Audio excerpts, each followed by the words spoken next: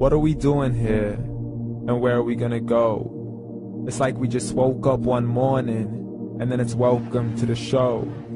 Don't ask any questions, just go with the flow. Make as much money as you can, and try your best not to get broke. Copy everything you see on the TV, from the hairstyles to the clothes, and don't think too often, just do exactly as you're told. And if you ever get confused, then just turn towards the alcohol. You'll still hear your thoughts, then just turn up the radio as you learn to live a lifestyle of drugs, sex, and rock and roll. But in all honesty, I just need to know, is there more to the cycle than growing and getting old? Living and dying just to leave behind a happy home and a whole lot of property that somebody else is going to own. I just really need to know before the casket's closed, 'cause I'm not willing to gamble with my soul, nor am I ready to take any chances. These are just simple life questions, and I'm just searching for some answers. Like, what are we doing here? And what is our purpose? How did we get here, and who made us so perfect? And what happens once we go, or is this world all really worth it?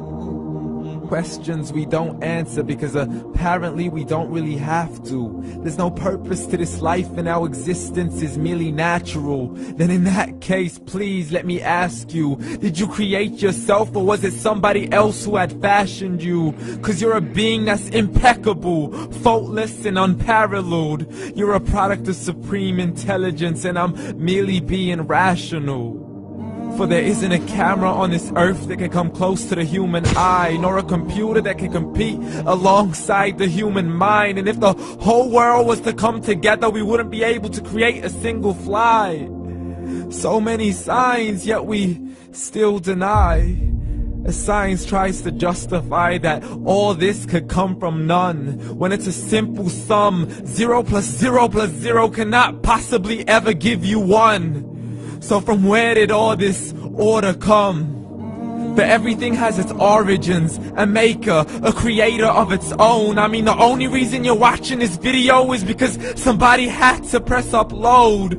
So we can believe in the Big Bang, but I'd rather believe in He who caused it to explode. Allah, the creator of everything, along with every single soul. The ever-living, the master, the only one who is in control. Unlike his creation, beyond our imagination. And no, he's not a man, nor does he have any partners in association. He's on his own. And no, he did not ever leave us alone. Just like every manufacturer, he left us with an instruction manual. The Quran and Islam, and I'm sorry to jump to conclusions, but it's the only one possible. The only definition of God is the one and only supreme being. It's logical, a book with 0 contradictions, with miracles that are both scientific and historical, all revealed over 1400 years ago.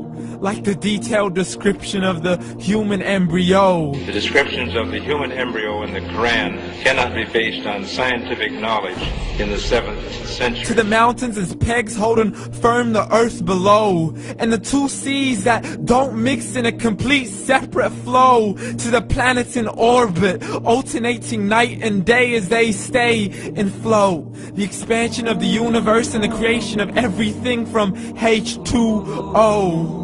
To the stories of the past and the preservation of Pharaoh. To identifying the lowest point in the land where Persia defeated Rome. The gushing fluid that created man in the glands between the ribs and the backbone. And not a word has changed, it's still the same. So please explain how all this was known over 1400 years ago. To a man who couldn't read or write, as he would recite whatever the angels spoke. And if you still don't believe, please try to come up with something that's even close. But you can't, so we took God as a mockery and his messengers as a joke. Muhammad could not read or write.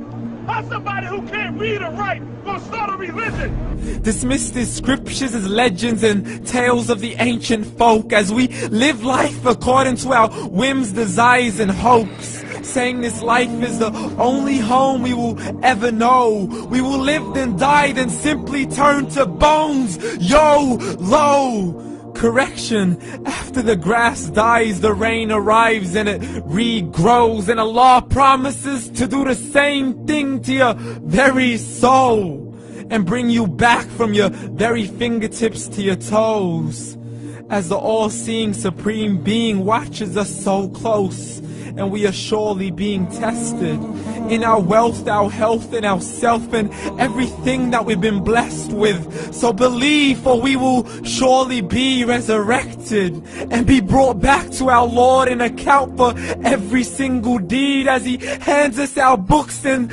orders us to read.